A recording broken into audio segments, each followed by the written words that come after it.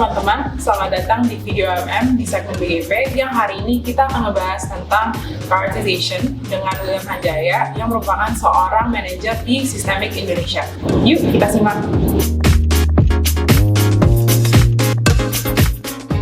Halo, salam semuanya teman-teman sekalian. Nama saya William Hanjaya. Saya saat ini sebagai manajer di perusahaan bernama Systemic, di mana kami adalah sebuah konsultan dan project developer yang bertujuan untuk membantu setiap perusahaan, sebanyak pihak untuk mencapai sustainable development goals mereka. Dan Systemic sendiri bekerja di dua bidang di Indonesia.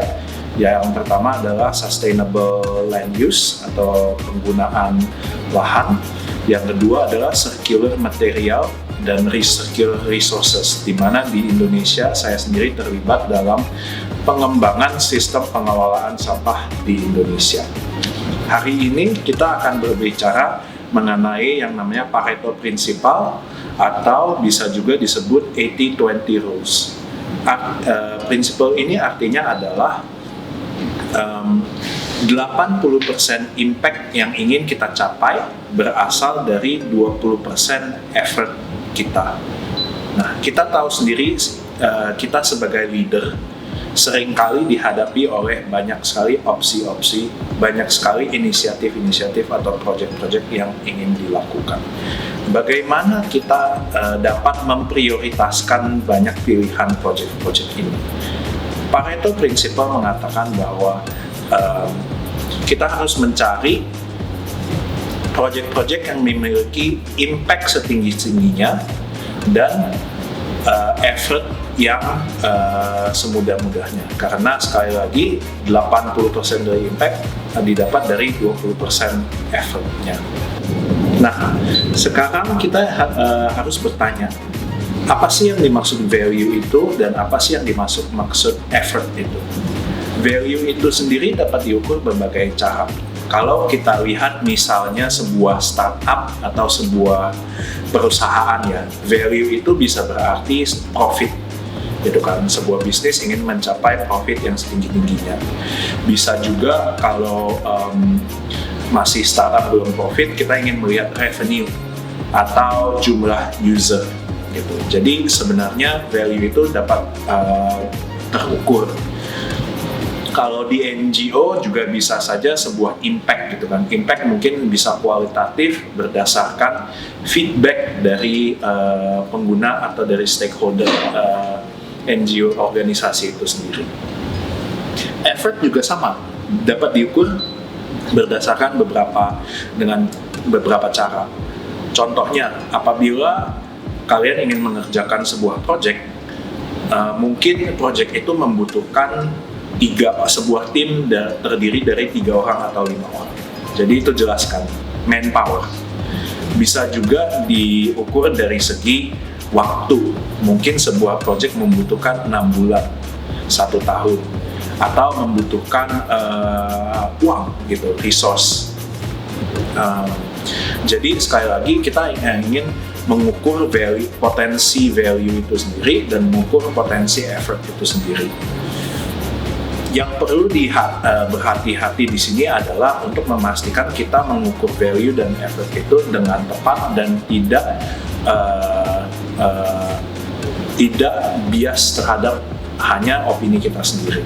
Misalnya, menurut kita sebuah project adalah low effort memerlukan 6 bulan 3 orang. Tapi ketika kita cek dengan tim kita, ternyata membutuhkan 1 tahun 2 tahun gitu. Jadi inilah kenapa dalam memprioritaskan ini kita perlu berkonsultasi dengan berbagai pihak, dengan berbagai stakeholder. Apakah itu dengan klien, memastikan project ini memiliki value yang baik untuk mereka. Apakah effortnya memang rendah, kita cek dengan internal kita. Jadi itulah artinya prinsip dari Pareto Principle ini. Sebagai contoh, saya ingin sharing sedikit mengenai pengalaman saya di Systemic. Jadi waktu itu kami sedang karena problema yang kita hadapi adalah masih banyak sekali orang yang membuang sampah sembarangan di Indonesia. Dan beberapa penyebab dari hal itu yang kita lihat adalah, satu adalah kurangnya edukasi, dua adalah kurangnya infrastruktur, pembiayaan infrastruktur, dan yang ketiga tidak adanya regulasi. Artinya ini bisa menjadi tiga opsi kan, tiga opsi project. Apakah kita mau melakukan edukasi, apakah kita mau fundraising untuk pembangunan infrastruktur, atau apakah kita mau melobi pemerintah untuk mengeluarkan peraturan. Nah, di sini kita mulai melihat kalau kita melakukan pembangunan infrastruktur itu sebenarnya cukup mudah. Kita hanya tinggal membelikan tong sampah. Kita menyediakan jasa pengangkutannya. Ini mungkin seperti itu ya, konsep if you build it, they will come. Kalau kita sediakan infrastrukturnya, mereka pasti akan langsung menggunakan. Gitu. Jadi impact-nya dapat langsung terasa. Tapi tentu saja effortnya juga lumayan tinggi gitu kan, karena pembiayaan infrastruktur ini tentu saja butuh dana sehingga kita butuh fundraising. Yang kedua, edukasi. Edukasi itu sebenarnya effortnya juga rendah karena sebenarnya sudah banyak sekali material edukasi mengenai sampah dan lingkungan yang bisa kita gunakan, dan impact-nya juga lumayan karena begitu diajarkan mereka sudah warga bisa langsung mengerti dan mulai menyadari bahwa membuang sampah sembarangan itu buruk. Dan yang opsi ketiga, pembuatan regulasi. Nah, regulasi ini sendiri waktu itu kita melihatnya mungkin impact-nya untuk jangka pendek agak rendah gitu kan, karena tidak hanya penulisan regulasi tapi kita harus enforce juga regulasinya. Sedangkan proses untuk menulis regulasi itu di Indonesia bisa memakan waktu bertahun-tahun. Jadi impact-nya agak rendah karena belum tentu bisa di-enforce, tapi effort-nya juga sangat tinggi. Sehingga dari hasil prioritasi ini kita memilih untuk mengejar pembangunan infrastrukturnya dan juga edukasinya. Kita tidak mengejar pembuatan peraturan dengan pemerintah begitu. Jadi itu salah satu contohnya.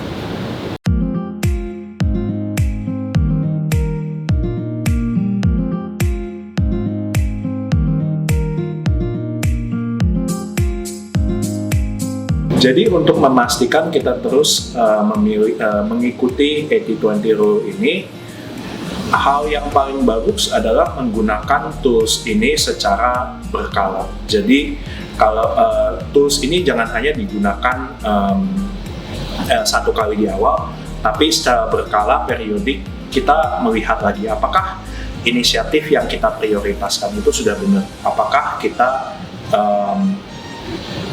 sudah spend terlalu banyak effort atau belum. Kita juga bisa melakukan perencanaan. Misalnya seperti stage gate. Misalnya by gate 1 ini kita hanya boleh men-spend effort sekian begitu.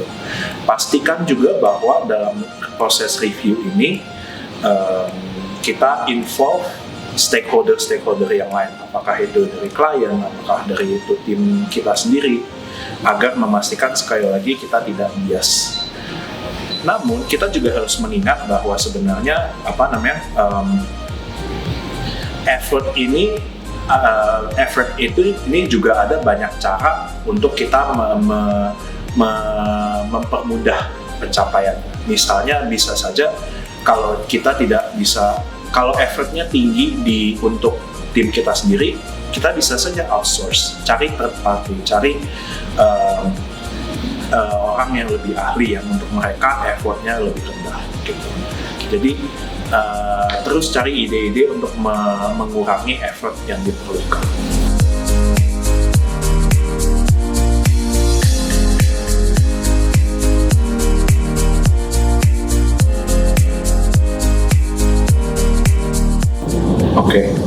Jadi sebenarnya kita tidak perlu takut jika value dan effort ini berubah.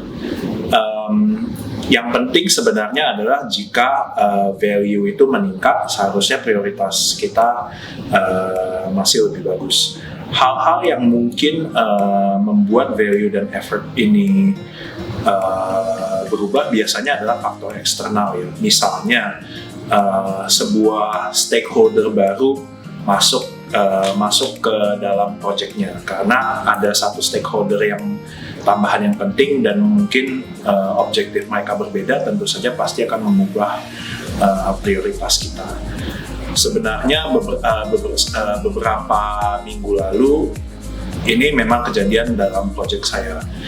Jadi waktu saat ini kami di System-X sedang mengevaluasi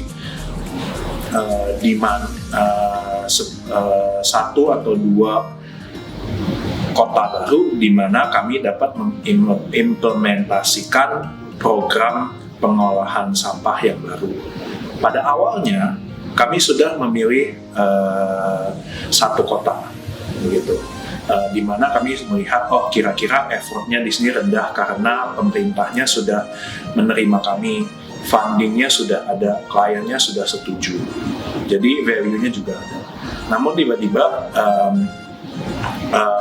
kami decide bahwa kami harus bekerja sama dengan sebuah stakeholder baru, yang mana sebenarnya stakeholder ini dapat membantu kita mengurangi effortnya.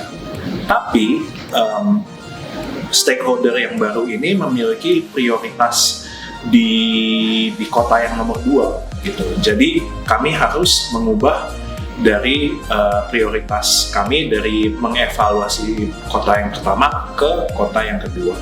Sekali lagi kita tidak perlu takut karena biasanya kalau prioritas berubah biasanya artinya kita menemukan effort di mana value-nya itu lebih tinggi. Sekali lagi di mana ketika dalam project ini stakeholder yang baru ini memiliki kapasitas untuk membantu kami. Mereka juga sudah ada pengalaman di kota yang kedua ini. Jadi sangat-sangat menurunkan effort dan meningkatkan value yang dapat dicapai. Selama kita berpikir secara objektif lah. Kita sudah mengevaluasi ini secara objektif dan tetap menuju impact yang ingin kami capai, yaitu mengurangi warga yang membuang sampah sembarangan. Ini tetap menjadi sebuah hal yang positif.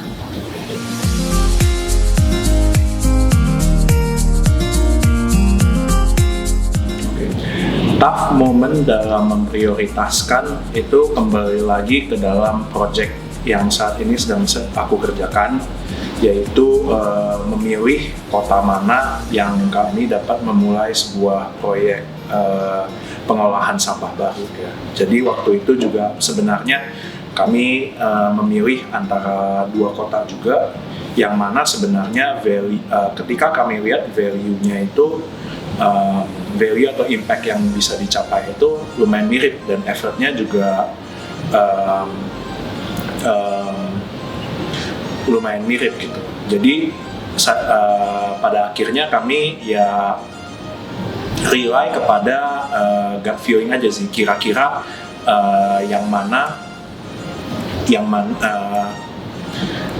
kota yang mana yang kayaknya lebih seret kepada kita dari segi mungkin penerimaan kepada tim ketika kami berkunjung ke sana, dari segi semantik mungkin apakah kita ingin bekerja di sana.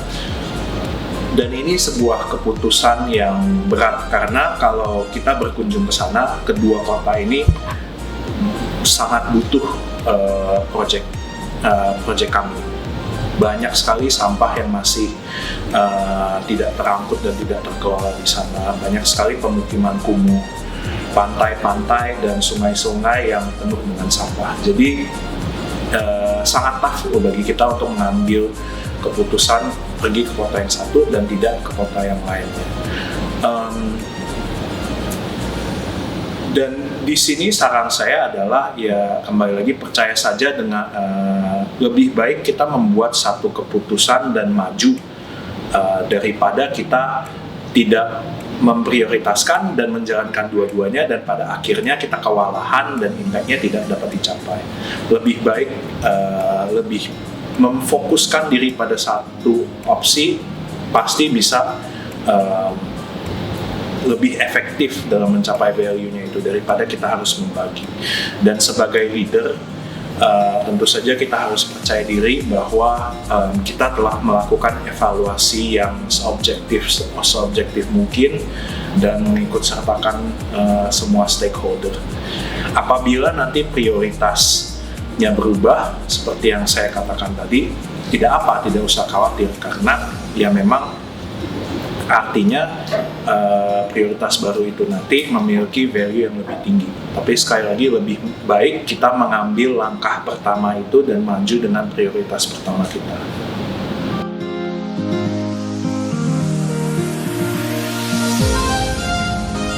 Oke, jadi kalau cara mengukur value mungkin saya sudah ceritakan sedikit, bisa dari profit, bisa dari revenue, dari impact. Tapi terkadang ada satu hal yang terkadang dilupakan juga. Misalnya ketika kita memprioritaskan yang dinamakan cost of delay. Apa sih cost of delay? Cost of delay itu intinya adalah value yang tidak didapatkan semakin lama project itu tidak diprioritaskan. Jadi kalau kita melihat lagi, misalnya kita memiliki project A, project B, project C. Project A dapat memberikan profit 100, project B 50, project C 20. Artinya kita pasti memprioritaskan A dan B. Tapi ternyata kalau kita tidak melakukan C, itu bukan saja kita kehilangan profit 20, tapi sebenarnya juga akan menimbulkan sebuah cost kepada perusahaan, yang mana cost ini nanti bisa bertumbuh semakin banyak. Contoh yang paling gampang itu seperti intinya kayak membayar tagihan lah ya gitu ya. Kalau misalnya kita harus membayar tagihan listrik bulan ini, value-nya kan ya sebenarnya tidak banyak value gitu. Jadinya kita terkadang bayar tagihan besok aja. Tapi semakin lama kita mendelay, itu tagihan pasti semakin menumpuk, denda semakin banyak. Lama-lama nanti bukan menjadi value tapi menjadi cost karena kita tidak mengerjakan hal itu. Jadi jangan lupa selain value kita harus juga melihat cost of delay-nya seperti apa. Dan kita harus melihat timeline-nya ke depan seperti apa gitu. Jadi ini bukan hanya short term tapi juga long term.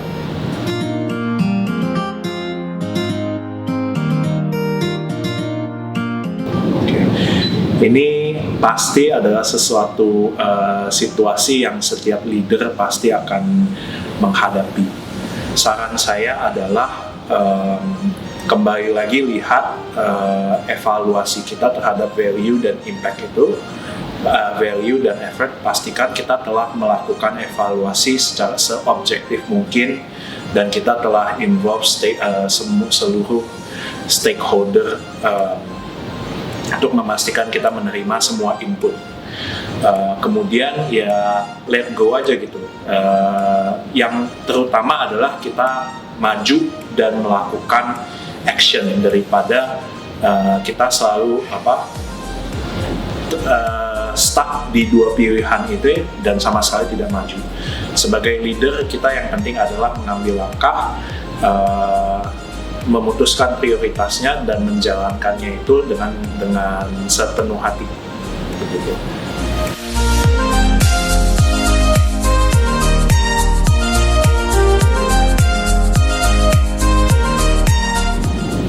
Oke.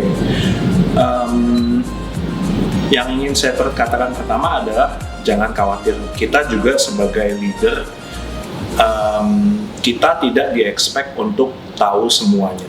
Tapi yang kita perlukan sebagai leader adalah kita tahu kemana harus mencari jawabannya.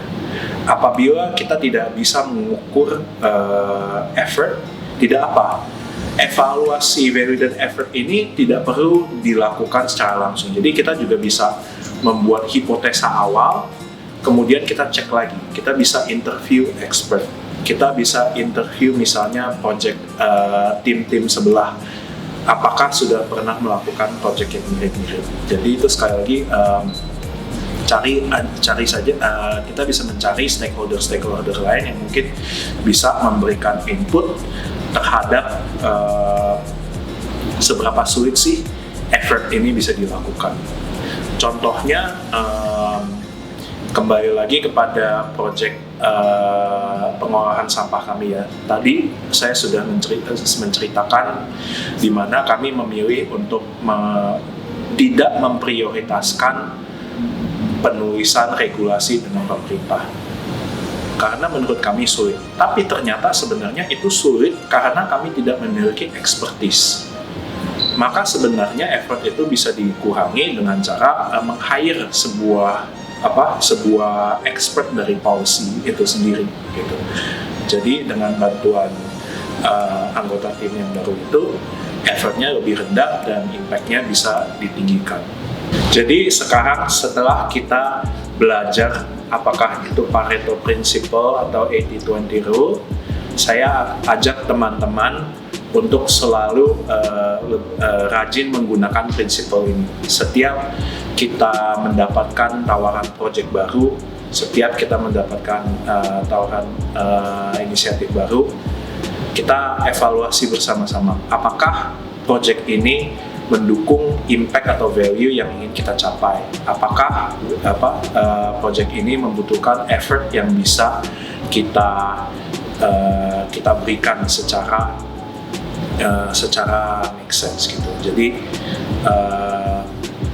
semakin banyak kita berlatih menggunakan prinsip ini, semakin mudah kita melakukan prioritization untuk project-project kita ke depannya. Terima kasih, semoga sukses. Sekian video kali ini. You share di comment section pendapat kalian tentang prioritization dan juga Pareto modul. Thank you for watching. Jangan lupa untuk klik subscribe. Stay safe and healthy. Thank you.